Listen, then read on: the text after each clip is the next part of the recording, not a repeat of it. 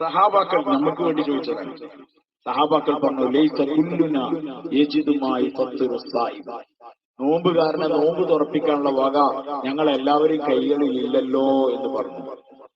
നബിതങ്ങൾ സഹാസങ്ങൾ പറഞ്ഞു, യുഅത്തില്ലാഹു ഹാദ സവാബ മൻ ഫത്തറ സായിമൻ ബിശർബത്തി മാഇൻ ഔ മദ്ഖത്തി ലബനിൻ.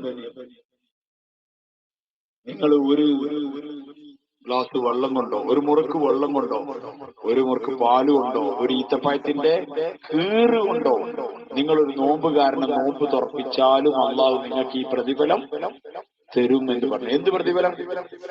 എന്താ പ്രതിഫലം? എന്താ? പാവങ്ങൾ പുറത്തു തരിക, പിന്നെ നരകത്തിന് മോചിപ്പിക്കുക. നമ്മൾ ആലോചിച്ചു. അപ്പൊ മസ്ജിദിൽ അതിനുള്ള തർത്തീബ് ഉണ്ടാക്കൂലോ? ഉണ്ടാക്കണം.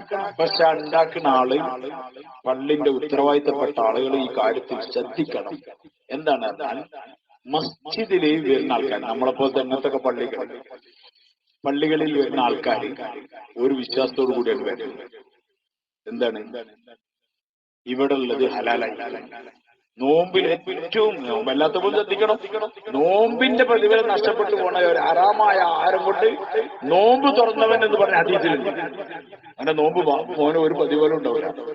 അപ്പൊ അതുകൊണ്ട് എന്ത് ചെയ്യുന്ന ആൾക്കാർ വത്തക്കി ഓറഞ്ചും അതേമാതിരി പിന്നെ ഈത്തപ്പഴത്തെ കൊണ്ടുവന്നൊരു പള്ളിയിൽ ചിലർ കൊണ്ടയച്ചു പോകും. നമ്മളെന്താ എത്തിക്കല്ലേ? പള്ളിക്കാരധികം എന്തെങ്കിലും മാഷാ അല്ലാഹ് 3 ഈത്തപ്പഴം കിട്ടി, 10 ദിവസത്തേക്കുള്ള ആയല്ലോ, അൽഹംദുലില്ലാഹ്. അബു ഓൻ ചിന്തിക്കണത് ഒരു പൈസ ലാഭമായല്ലോ എന്നാണ് ഓൻ ചിന്തിക്കണേ. അപ്പൊ ഈ ലാഭം നോക്കണ്ടേ മാസമല്ല റമദാൻ, ലാഭം നോക്കണം എവിടുത്തെ? ആഖിറത്തിലെ. അതുകൊണ്ട് ഇതിന്റെ ചുമതലയുള്ള ഇതാ വീണ്ടും ഞാൻ ആവർത്തിച്ച് പറയാം. കുബാ മസ്ജിദുകാരോടാണ് ഈ കാര്യം പറയുന്നത്. ബാക്കിയുള്ള മസ്ജിദുകാരോട് ശ്രദ്ധിക്കണം. ആരാണോ അതിന്റെ ചുമതലയുള്ള ആള്, ഒരു ഹറാമിന്റെ ഒരു ഈത്തപ്പഴോ ഒരു ചുള നാരങ്ങന്റെ കഷ്ണോ ഒന്നും ആ തട്ടിക്ക് വരരുത്. വന്ന നിങ്ങൾ കൊടുക്കും. അതുകൊണ്ട് വ്യക്തമായി അയാളെ സമ്പാദ്യ മാർഗം ബോധമുള്ള ആൾക്കാരോട് മാത്രമേ അല്ലെങ്കിൽ ഒരു കൊണ്ടുവരുന്നത് സ്വീകരിക്കാൻ പാടില്ല.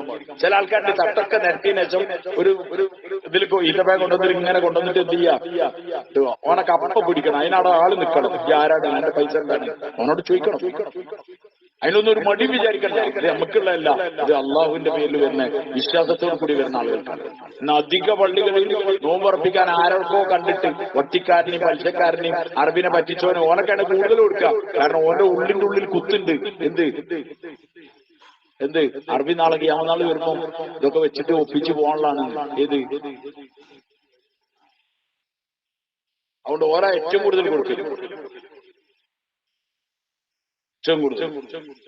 അവിടെ നോമ്പ് തുറക്കുമ്പോ എല്ലാവരും നല്ലപോലെ ആലോചിച്ചു. ഇത് പള്ളിക്കാരെ മാത്രം പറഞ്ഞിട്ടൊന്നും കാര്യമില്ല. ഈ തുറക്കുന്ന ആൾക്കാരും ആലോചിക്കണം. ഞാൻ ഏതുകൊണ്ടാണ് കഴിക്കുന്നത്? പള്ളിക്കാരൊന്നും അങ്ങനെ കൂടുതൽ വിശ്വസിക്കാനും പറ്റില്ല. ആര് കൊടുത്താലും വാങ്ങും.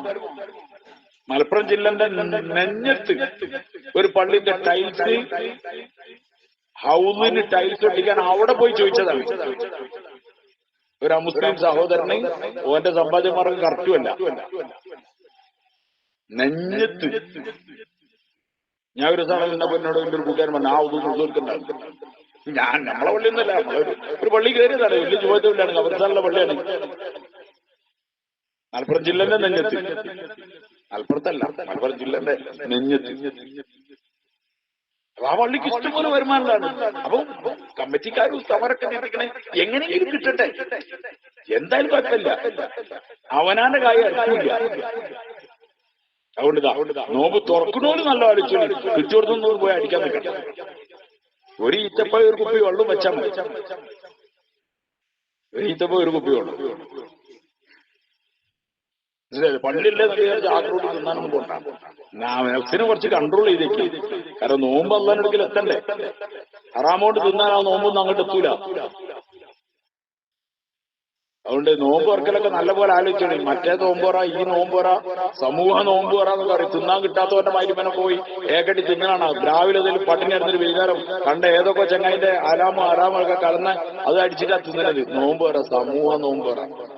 ആരോടൊക്കെ പൈസ ഒരു ഐഡിയ ഇല്ല.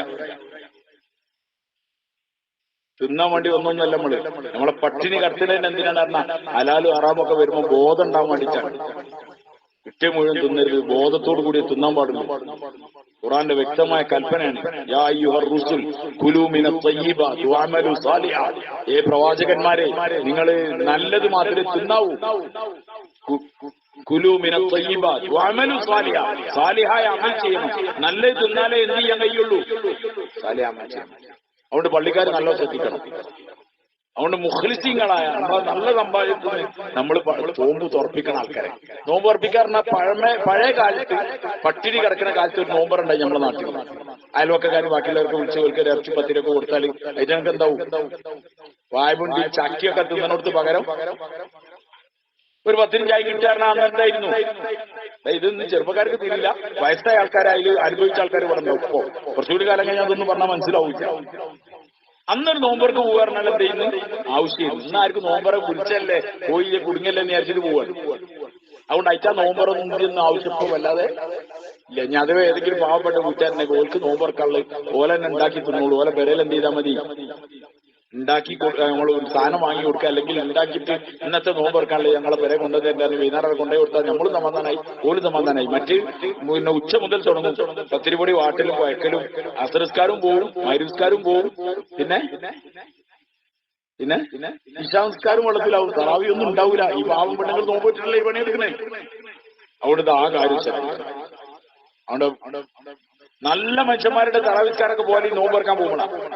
മരോളെടുത്ത് നോമ്പറക്കാൻ പോയില്ലേ ഓല അങ്ങനെ ഉണ്ടാക്കും, ഇങ്ങനെ ഉണ്ടാക്കും. അതിന് ആദ്യം തന്നെ റമദാൻ മാസം വരുന്നതിന് മുമ്പ് തന്നെ വരാം. ഇൻഷാ അല്ലാഹ് 6 നോമ്പ് വെക്കാൻ വിചാരിക്കണ്ടേ? ഏത് മുമ്പിൽ ഞങ്ങൾ തുറപ്പിക്കാൻ വിചാരിച്ചു വെക്കുക.